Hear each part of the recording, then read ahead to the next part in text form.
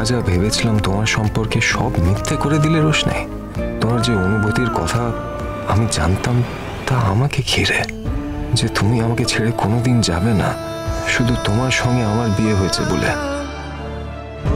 আমি আর গরিমাকে বিয়েটা করতে পারলাম না।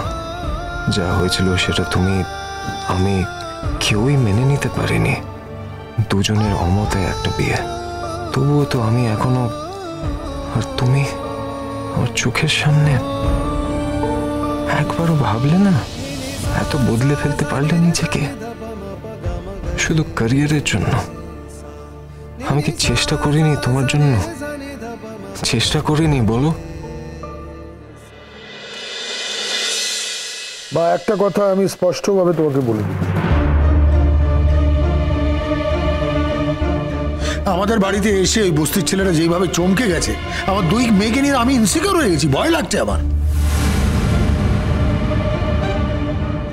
তাই আমি তোমাকে পরিষ্কারভাবে বলে দিচ্ছি, যে ফ্ল্যাটটা আমি নিয়েছি সেখানে আমি তনুশ্রী আর আমার দুই মেয়েকে নিয়ে শিফট করে যেতে চাই। কি বলছিস বাবলু? ছেলেটাকে তোর এত ভয় কিসের? তোর কাজে কর্মে ওই ছেলেটা এই বাড়িতে অনেকবার এসেছে।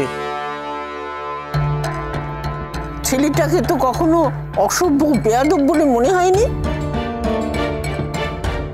কেন যে সে এরকম একটা কথা বললো তাই ভাবছি। মা, ওই ছেলেটা এসে আপনার নাতনিকে বিয়ে করার প্রস্তাব দিয়ে গেছে বাড়িতে এসে সবার সামনে, আর বলেছে ও যদি মিনিকে বিয়ে করে তাহলে আমরা কেউ কিচ্ছু করতে পারবো না। এরপরেও আপনি ছেলেটাকে ভদ্র সভ্য বলছেন? মানে এর থেকে বড় কথা কি হতে পারে বলুন তো? ও তো রীতিমতো বাড়িতে এসে ধমক দিয়ে গেছে। সত্যি তো ছোট, তুই তো ওদের সঙ্গে কথাটা বলিস, তুই বল, তুই আবার কথা বল। এরকম আচরণে আমরা বিরক্ত। বাড়িতে এসে সকলের সামনে দাঁড়িয়ে এরকম একটা প্রস্তাব দেয়, কি করে হতে পারে? আমাদের মেয়েটা অসুস্থ, তাই বলে তো এই নয় তাকে যেতে এসে বিয়ের প্রস্তাব দেবে। আমি একটা কথা সবাইকেই মনে করিয়ে দিতে চাইছি,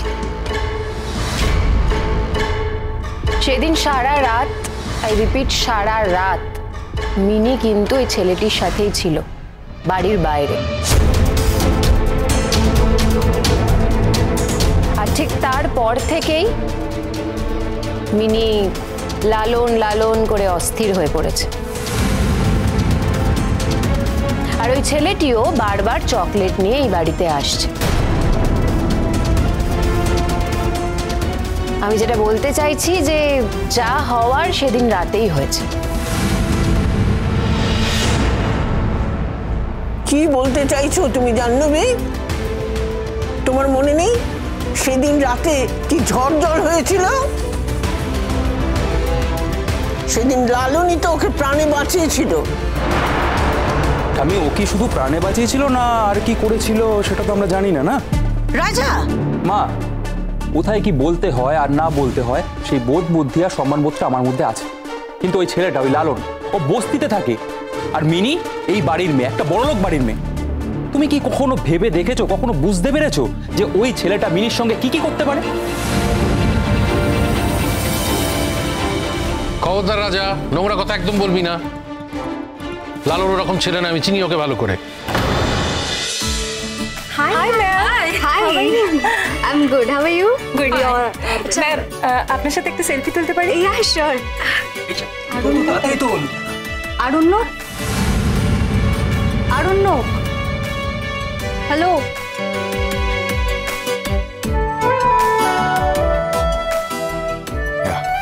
কি ভাবছিলে তুমি আনমো না হয়? এতবার ডাকলাম তারপর তুমি সাড়া দিলে। আমি অ্যাকচুয়ালি বোঝাতে পারছি না। আমার মনে হয় এই পার্টিতে আমি বিলং করি না করি। I think I am a misfit over here. Aranya, তুমিও না যথেষ্ট পার্টি করো। ইনফ্যাক্ট তোমার অফিসের কালচারাল উইংটাও তুমি হ্যান্ডেল করো। তুমি এইসব বুঝিও না আমাকে।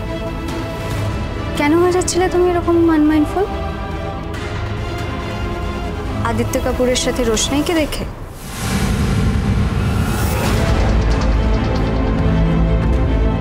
রোশনাই যার সঙ্গেই থাক, আমার আনমাইন্ডফুল হওয়ার কি আছে বলো তো? ম্যাম, আপনার সাথে একটা সেলফি তুলবো। Yeah sure. আচ্ছা, this is my husband. Hello sir. Hello. Hello, hi. Chhotu, Lalon কি ধরনের ছেলে সেটা নিয়ে আমার কোনো মাথা ব্যথা নেই, কিন্তু হ্যাঁ, ও এই বাড়িতে সমস্ত সিনিয়র লোকদের সামনে, সমস্ত গুরুজনদের সামনে আমাদের হুমকি দিয়ে গেছে। আর যে এই কাজটা করতে পারে সে আর কিছু হোক না হোক ভালো ছেলে অন্তত না। আরে মহা মুশকিলও বাড়িতে এসে সবার সামনে বলেছে বিয়ে করতে চায়, কোনো অসৎ উদ্দেশ্য নেই। তোমাদের নিয়ে না আমার সারা জীবনের অশান্তি। দাদা, তুমি একটা ভালো চাকরি করলে না আজীবন। তোমাদের সংসার টানতে টানতে না আমি শেষ হয়ে যাচ্ছি। তার উপর তোমার মেয়ে এক সেকেন্ডে বাড়িতে শান্তি পায় না, চেঁচামেচি, চিৎকার, আজই হাল করে দিয়েছে জীবনটা। যাকে মা, আমি অন্য একটা কথা ভাবছিলাম। তুমি কি ভাবছিলে বলো? না না, এটা তো একটা সাংঘাতিক ঘটনা। বাড়িতে এসে ছেলেটা যে কথা বলে গেছে সে কথা তো ঠিক কথা বলেনি।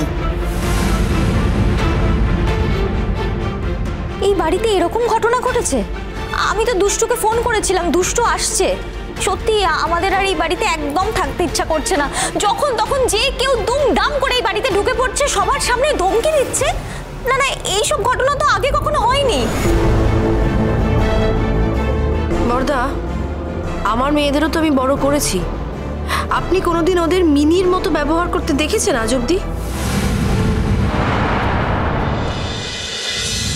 গুরুজি, আপনি কি কিছুদিন মুম্বাইতে আছেন? হ্যাঁ, থাকতে তো হবে। আমার একটা ওয়ার্কশপ চলবে। তোমাকে একটা জিনিস মাথায় রাখতে হবে, যে ওই মেয়েটা যাতে কোনো মতেই এন্ট্রি না পায়। আমি তো সেই চেষ্টাই করছি। আমি একার কত প্রতিবাদ করব? জনগণ যদি এত ব্যাকুল হয়, আমার তো কিছু করার নেই। গুরুজি, প্লিজ দেখবেন যাতে ওই মেয়েটা আর কখনো কোনো সময় এন্ট্রি না পায়। নমস্কার, আমাদের আজকের এই পার্টিতে আপনাদের সকলকে স্বাগত জানাই। আমাদের এই পার্টিতে আজকে এসে উপস্থিত হয়েছেন আমাদের অনারেবল সিইও মিস্টার ধানকর। উনি কিন্তু ওনার তরফ থেকে সবার জন্য ব্লেসিং নিয়ে এসেছেন। শুধু তাই নয়, আমাদের আজকের অনুষ্ঠানে যিনি উইনার হয়েছেন তার জন্য কিন্তু থাকছে ওনার তরফ থেকে একটি বিশেষ পুরস্কার। যিনি রানার আপ হয়েছেন তার জন্য কিন্তু থাকছে ওনার তরফ থেকে একটি বিশেষ পুরস্কার। এছাড়াও যারা যারা পারফর্ম করেছে, যারা যারা পার্টিসিপেট করেছে, তাদের সকলের জন্যই কিন্তু থাকছে ওনার তরফ থেকে একটি বিশেষ পুরস্কার এবং সঙ্গে ওনার ব্লেসিংসও। তাই আমি আমাদের সমস্ত পারফর্মারদের কিন্তু রিকোয়েস্ট করব, তোমরা সবাই এসে এক জায়গায় বসো।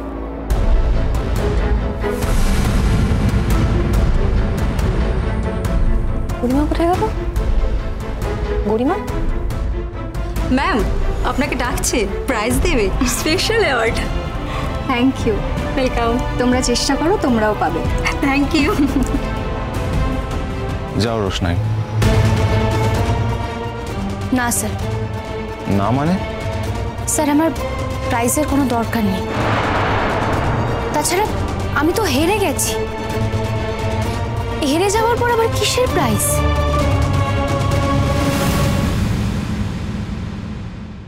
না দিতে না না না দিতে না না রোশনাই।